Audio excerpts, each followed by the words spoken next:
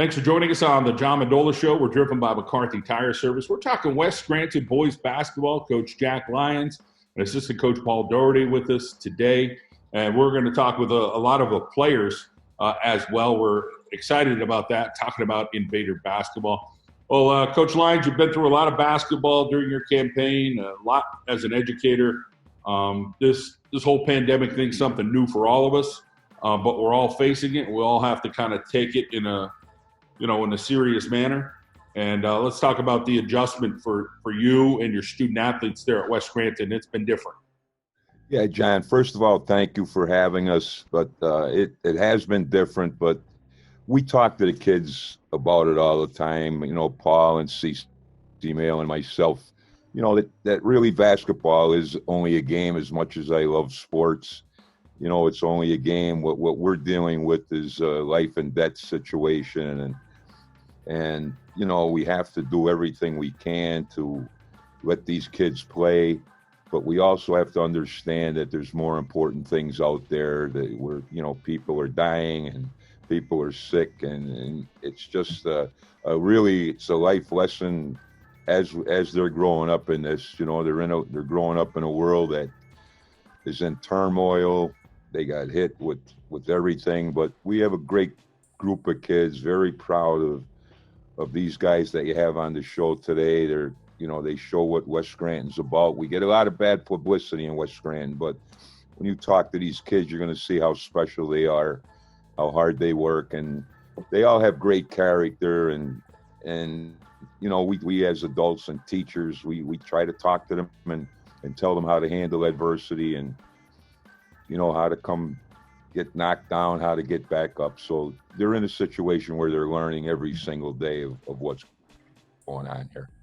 Well, the leadership from the guys and women I know in West Scranton, you guys always do a fabulous job with your student athletes. And you always see the pride that you get at a student athletes at a West Scranton. It shows through, and whether it's a professional career or, you know, as educators, you guys are really after it. Let's talk about, as you said, this is a special group. Let's talk about these student athletes, the job they're doing in the classroom first, things that always go unnoticed of, you know, grinding with a 3.6 or 3.8 or a 4.0 grade point average. Well, I mean, this is a good bunch of student athletes that really their focus is in the classroom. Like they're a group that we never have to worry about Friday during grade checks. Are they going to be eligible? But, you know, I think that during this pandemic, what it showed is who's self-disciplined enough to still keep the focus on the classroom, because ultimately that's what students have to be. I mean, we're fully virtual. We're not in it all. So really it takes a lot of self-discipline for these guys to make sure that they take care of the academic piece before they, you know, even attempt to get on the court or get on the field, this past fall. You know, I think, John, that, you know, one of the great things about sports during this pandemic is it brings a sense of normalcy. You know, it's normal. It's what's supposed to happen. And I think that's so important that we, you know, try our best to keep that focus and keep that, you know, that these guys, this is the normal part of life. But these five that you're going to talk to are, you know, they make sure that their schoolwork is completed. 4 of them are seniors. Really looking forward to next year. But, you know, we're very fortunate to have an outstanding bunch of kids with us. And Paul, as an administrator, you kind of see the nuts and bolts of things, the day-to-day interactions, and know that there's challenges on the student-athlete side.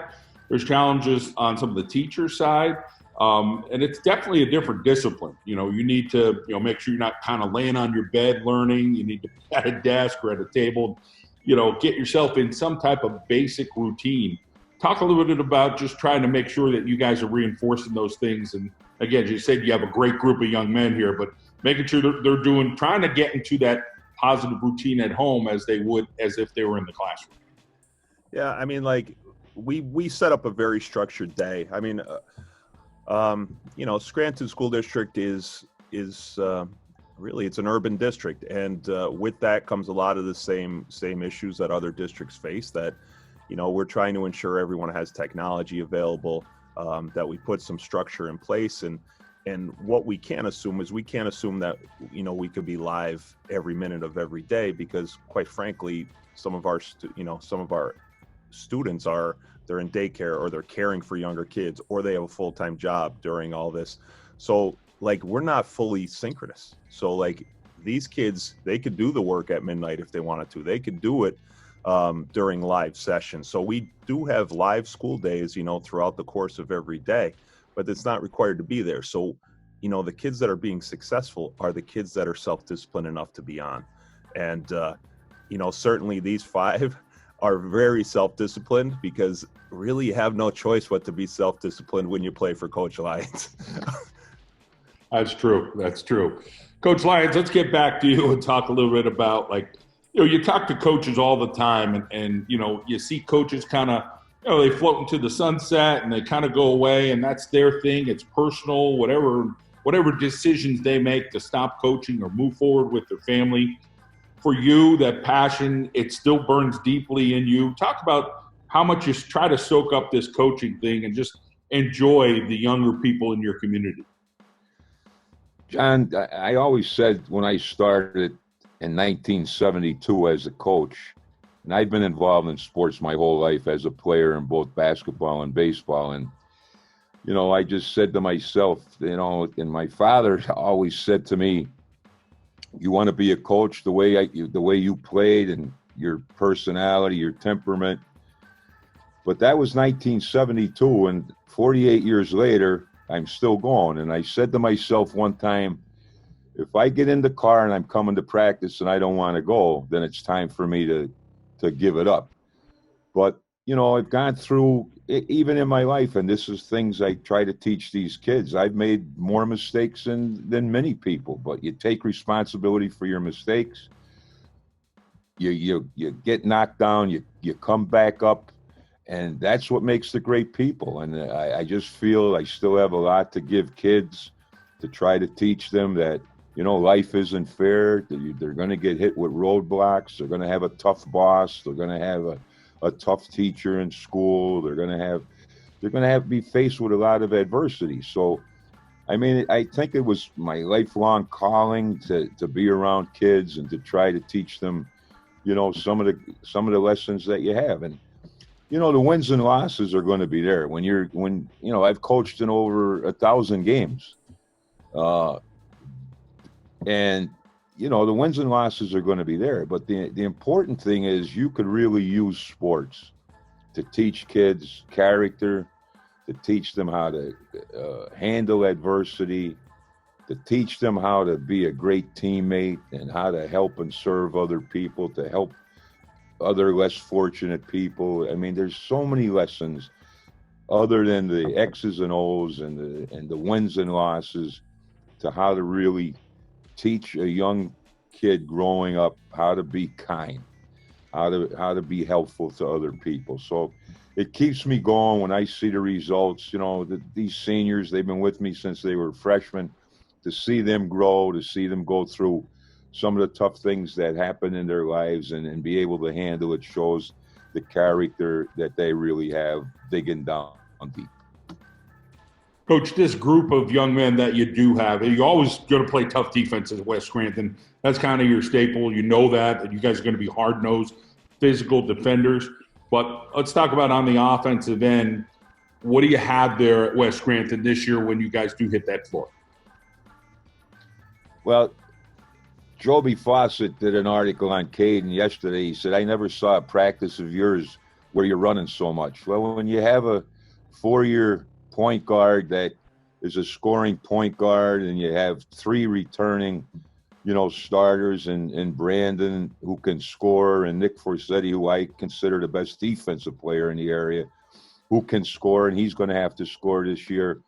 And then you add, our sophomore Brett Miller, who can score and is strong, and Brennan Burnside, who can do all the dirty work for us.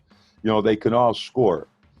And obviously, I'm a defensive coach, but this year I think we have the weapons to compete. And when you're in this division, with Abington Prep and Scranton and Valley View in Division I, you're playing the best of the best. So we have to really work hard and and play great defense. But this year we have to score points. We have to be able to handle the ball. And when you have a point guard that's been there starting for, this will be his 4th year. And, if we handle the ball and don't give the other team more chances to score, then we're going to be in every game. If we limit the turnovers, and I said to them yesterday, we have to have 10 turnovers or less in a game. And that's the criteria for a great basketball team.